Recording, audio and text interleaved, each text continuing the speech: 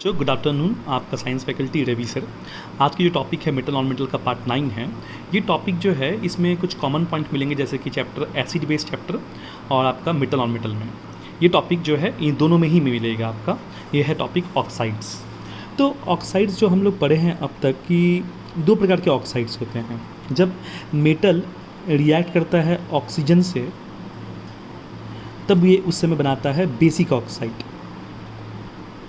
ठीक, ये हमें मालूम है। जब नॉन मेटल रिएक्ट करता है ऑक्सीजन से, नॉन मेटल रिएक्ट करता है ऑक्सीजन से, तब ये बनता है एसिड ऑक्साइड। ये भी हमें मालूम है। अब देखिए हुआ यहाँ पर कि जब मेटल रिएक्ट करता है ऑक्सीजन से तो बनता है बेसिक ऑक्साइड, नॉन मेटल जब रिएक्ट करता है ऑक्सीजन से तो बनता है एसिडिक ऑक्साइड। यहाँ पर जो ऑक्साइड की जो टॉपिक हम दो पढ़ेंगे और दो एडिशनल पढ़ेंगे वो है एक एम्फोटेरिक ऑक्साइड। तो मैं दिखाता हूँ आपको, पहले यहाँ पे लिखता हूँ मैं, ये बनेगा आपका एम्फोटेरिक ऑक्साइड। अब ये एम्फोटेरिक ऑक्साइड क्या है? जब मेटल रिएक्ट करेगा ऑक्सीजन से तब बनता है एम्फोटेरिक ऑक्साइड्स। बट ये कौन से टाइप के मेटल्स हैं जो रिएक्ट करते हैं ऑक्सीजन से तो बनाते हैं एम्फोटेरिक ऑक्साइड्स? तो ये जो मेटल्स होंगे वो मेटल्स होंगे एम्फोटेरिक मेटल, वो होंगे हमारे एम्फोटेरिक मेटल्स। तो एम्फोटेरिक मेटल्स जब रिएक्ट करते हैं ऑक्सीजन से तो बनाते हैं एम्फोटेरिक ऑक्साइड्स। पीरियोडिक टेबल में कुल मिला के 92 एलिमेंट्स हैं, जिसमें से कुछ एलिमेंट्स ऐसे हैं जो रिएक्ट करते हैं ऑक्सीजन से तो वो बनाते हैं एम्फोटेरिक ऑक्साइड्स, और कुछ एलिमेंट्स ऐसे हैं जो रिएक्ट करते हैं ऑक्सीजन से तो बनाते हैं बेसिक ऑक्साइड्स। ठीक, तो अब देखिए मैं आपको बताता हूँ वो कौन कौन से ऐसे मेटल्स हैं जो रिएक्ट करते हैं ऑक्सीजन से, वो कौन कौन से एम्फोटेरिक मेटल्स हैं जो रिएक्ट करते हैं ऑक्सीजन से तो वो बनाते हैं एम्फोटेरिक ऑक्साइड्स। तो वो नाम कुछ इधर है, जिसको मैंने कुछ मेमोनिक में फॉर्म में यहाँ पे लिखा है। यहाँ पे आप देख सकते हैं, सब जन की आस सुनो प्रभु अल्लाह तेरे बेटे। थोड़ी देर के लिए क्लास 10 के बच्चे तेरे को भूल जाएं, बाद बाकी के जो एलिमेंट्स है उसको थोड़ा याद रखना पड़ेगा। सब मतलब हो गया एसबी, जन मतलब हो गया जिंक, आश मतलब हो गया अर्सेनिक, सुनो मतलब हो गया टीन, प्रभु मतलब लीड पीबी, अल्लाह मतलब अल्मुनियम एल, बेटे मतलब बीई बेरिलियम। तो यही बस कुछ गिने चुने एलिमेंट्स हैं जिसको हम लोग एम्फोटेरिक मेटल्स कहते हैं। और ये एम्फोटेरिक मेटल्स जब ऑक्सीजन से रिएक्ट करते हैं तो ये बनाते हैं आपके एम्फोटेरिक ऑक्साइड्स। अब मैं बात बोलूँ सर, ये एम्फोटेरिक ऑक्साइड्स होता क्या है सर? तो याद रखिएगा, एम्फोटेरिक ऑक्साइड्स, एम्फो का मतलब होता है बोथ, ये ग्रीक वर्ड है, और एम्फो का मतलब होता है बोथ। मतलब जो एसिडिक ऑक्साइड और बेसिक ऑक्साइड दोनों की प्रॉपर्टी शो करता हो उसको एम्फोटेरिक ऑक्साइड्स कहते हैं। मतलब जो बेसिक ऑक्साइड और एसिडिक ऑक्साइड दोनों की प्रॉपर्टी शो करता हो उसे कहते हैं एम्फोटेरिक ऑक्साइड्स।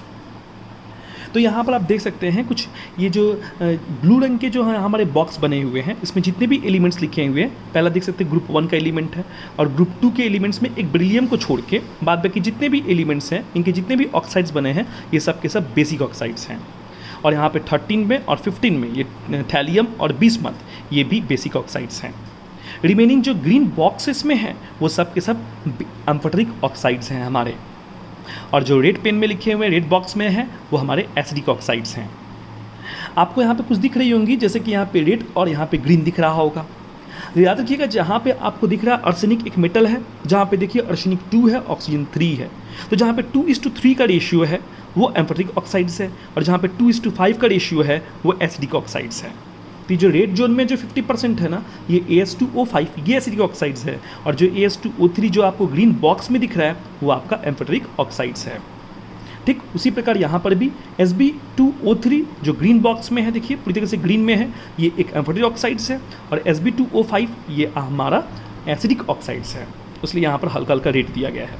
तो वैसे यहाँ पे मैंने एक्स्ट्रा और पॉइंट लिखा है कि AS2O3 में जो अर्सेनिक की ऑक्सीजन स्टेट होती है वो +3 लिखी है, और यहाँ पर जो AS2O5 में जो अर्सेनिक ऑक्सीजन स्टेट होगी वो +5 होगी। तो आप इसको इस तरीके से भी याद रख सकते हैं, जिसकी +3 ऑक्सीजन स्टेट होती है वो एम्फोटेरिक होती है, जिसकी मतलब अर्सेनिक की, जिसकी मतलब एंटीमनी की, इन दोनों की सिर्फ, और नहीं तो सिर्फ सिंपल फॉर्म में याद रखिए 2:3 रेशियो में। तो मेटल अगर मेटल अगर 2 है और ऑक्सीजन अगर 3 है, मतलब 2:3 रेशियो में है, तो वो आप बोल सकते हैं उसको कि वो हमारा एम्फोटेरिक ऑक्साइड्स है।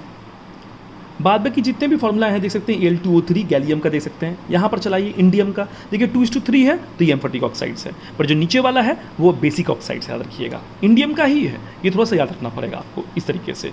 लीड का PbO हो या PbO2 हो, ये हमारा एम्फोटेरिक ऑक्साइड्स है, ठीक है। टेरियम का भी देख सकते हैं TeO2, ये हमारा एक एम्फोटेरिक ऑक्साइड्स है, पर फॉर्मूला यही होना चाहिए, कुछ और नहीं होना चाहिए।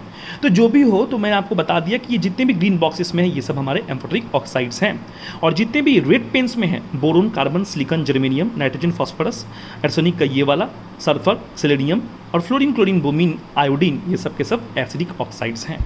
अब एग्जाम में बच्चा आप लोग को चूज़ करने को देगा, आप लोग को बहुत सारे क्वेश्चन दे देंगे और बोलेंगे बताइए which of the following is amphoteric oxides. तो जैसे कि मैंने कहा कि हम लोग पहले भी पढ़ चुके हैं बेसिक ऑक्साइड्स, एसिडिक ऑक्साइड्स, वैसे ही हम पढ़े एम्फोटेरिक ऑक्साइड्स।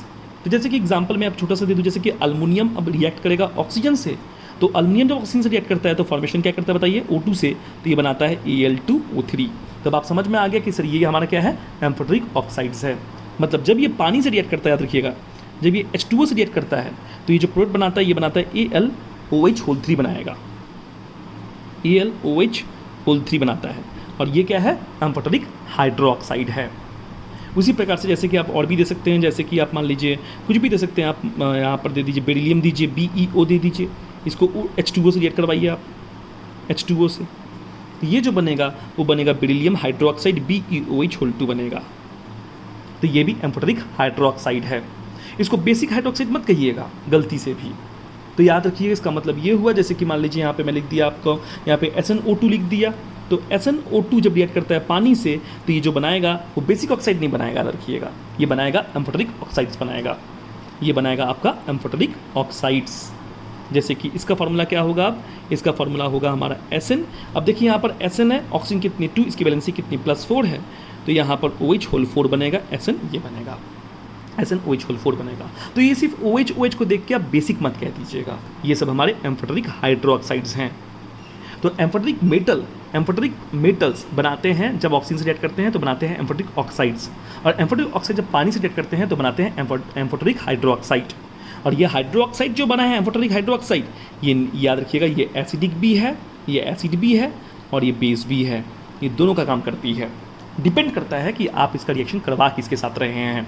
मान लीजिए मैं छोटा सा एग्जांपल देता हूं जो एग्जाम में दिया भी जाता है क्लास 10 के बोर्ड्स में काफ़ी। अगर मान लीजिए Al2O3 दे दिया जाए और आपको दे दिया जाए NaOH दे दिया जाए बेस, और मान लीजिए आपको नहीं, तो मैं अगर आपको दे दूं Al2O3 और मैं आपको दे दूं HCl, तो ये HCl एक एसिड है, आपको मालूम है, तो ये तो सर एसिड हो गया हमारा, तो ये क्या करेगा बताइए, ये तो एम्फोटेरिक ऑक्साइड्स हैं, तब उस समय ये काम करेगा एक्ट एज बेस के जैसा, और एसिड और बेस मिलके बनता है सॉल्ट एंड वाटर। ये भी देखिए हमारा क्या है, ये बेस है। अब यहाँ पर Al2O3 काम करेगा एक्ट एज एसिड के जैसा, और ये याद करेगा बनाएगा सॉल्ट और वाटर।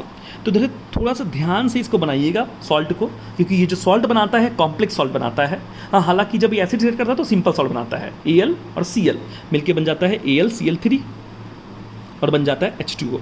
तो ये तो एक सिंपल सॉल्ट था, पर जब बेस रिएक्ट करता है, क्योंकि यहाँ पे देखिए सोडियम भी एक मेटल है, अल्मीनियम भी एक मेटल है, तो यहाँ पे जो फार्मूला बनता है कुछ ऐसे बनता है NaOAl, ठीक है, प्लस H2O।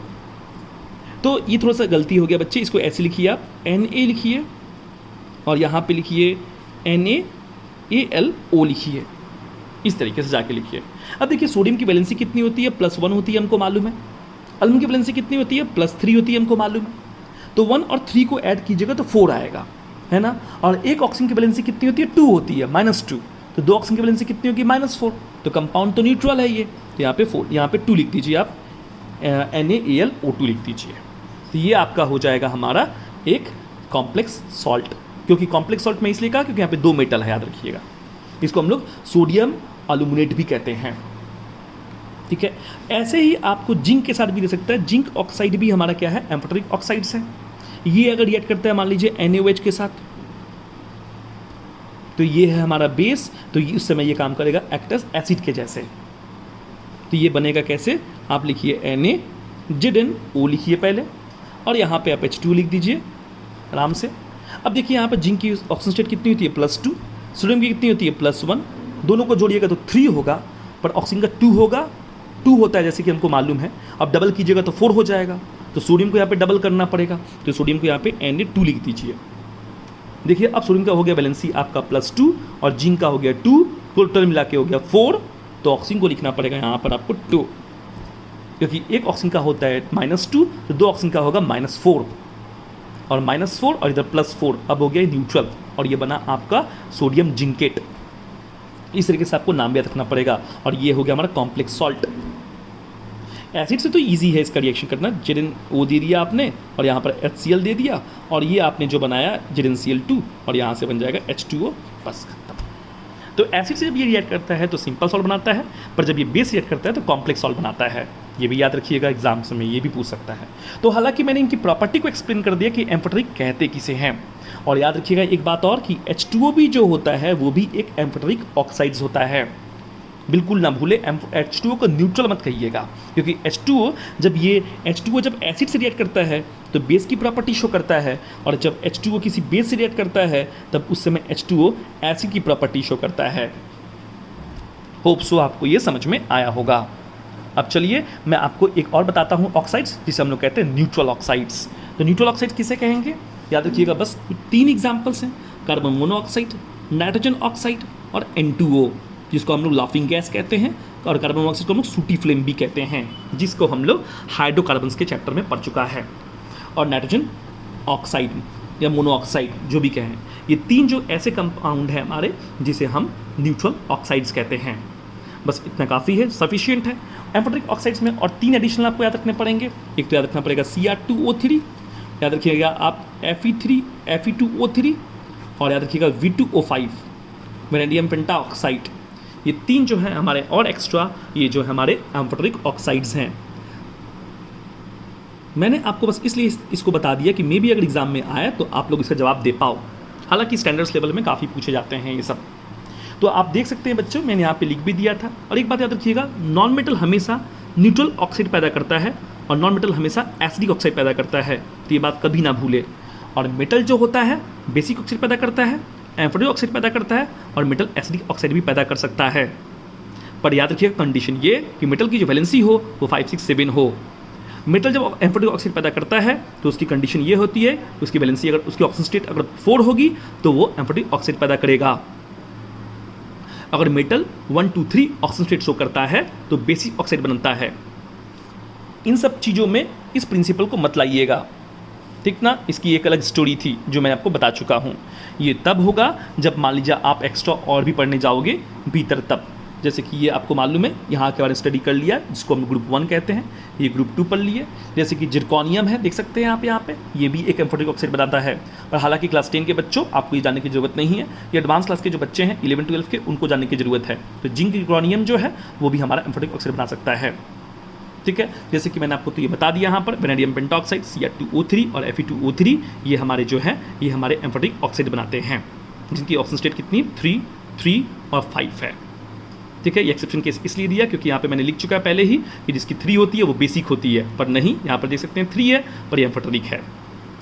5 उसकी एसिडिक होती है, पर यहाँ पे देखिए 5 है, इसलिए ये एक्सेप्शन केस है, इसलिए मैंने यहाँ पे लिख दिया कि ये हमारा एम्फोटेरिक ऑक्साइड्स है। तो होप सो इतना आप लोग को समझ में आया होगा।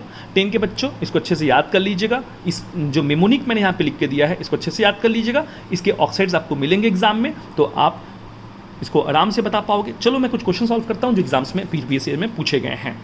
देखिए, जैसे एग्जाम में आपसे पूछ दिया जाए कैल्शियम ऑक्साइड SiO2, CO2 और SnO2 में एम्फोटेरिक ऑक्साइड्स कौन से हैं। तो देखिए यहाँ पर क्या आपको Sn दिख रहे हैं 3, यस सर दिख रहा है। तो देखिए यहाँ पर आपको Sn दिख रहा है, यस, इसका मतलब 3 जो हो गया वो हमारा एम्फोटेरिक ऑक्साइड्स हो गया। कैल्शियम ऑक्साइड क्या है, देखिए देख सकते हैं आप यहाँ पे कैल्शियम ऑक्साइड क्या है, बेसिक ऑक्साइड है, आप देख सकते हैं ये एक बेसिक ऑक्साइड्स है। सिलिकॉन ऑक्साइड देखिए SiO2 क्या है, देखिए आप देख सकते हैं SiO2 क्या है, एसिडिक ऑक्साइड्स है, आप देख सकते हैं एसिटिक ऑक्साइड्स है। CO2 लिखा है देखिए, कार्बन मोनोऑक्साइड देखिए एसिडिक ऑक्साइड्स है। तो आपको साफ साफ मिल जाएगा। ये चार्ट एक बार अच्छे से देख लेंगे या इसको आप अच्छे से कॉपी में नोट बना के रख लीजिए, ये आपको बहुत हेल्प करेगा। देखिए उसके बाद जो एग्जाम्पल्स और पूछे गए हैं वो देख लीजिए एक बार। यहाँ पे एम्फोटेरिक ऑक्साइड्स कौन से हैं, देखिए यहाँ पे कोई एम्फोटेरिक ऑक्साइड्स है, चेक कीजिए ध्यान से। तो यहाँ पे कोई भी एम्फोटेरिक ऑक्साइड्स नहीं है, क्योंकि कैल्शियम ग्रुप 2 का एलिमेंट्स है, मैग्नीशियम ग्रुप 2 का एलिमेंट है, और कार्बन डाइऑक्साइड ये एसिडिक ऑक्साइड्स है, SO3 भी एसिडिक ऑक्साइड्स है। तो यहाँ पे कोई ऑप्शंस नहीं है जो एम्फोटेरिक ऑक्साइड बनाता है। चलाते हैं एग्जाम्पल नंबर 3 में Na2 basic oxide, ZnO2 yes ये बेसिक ऑक्साइड है।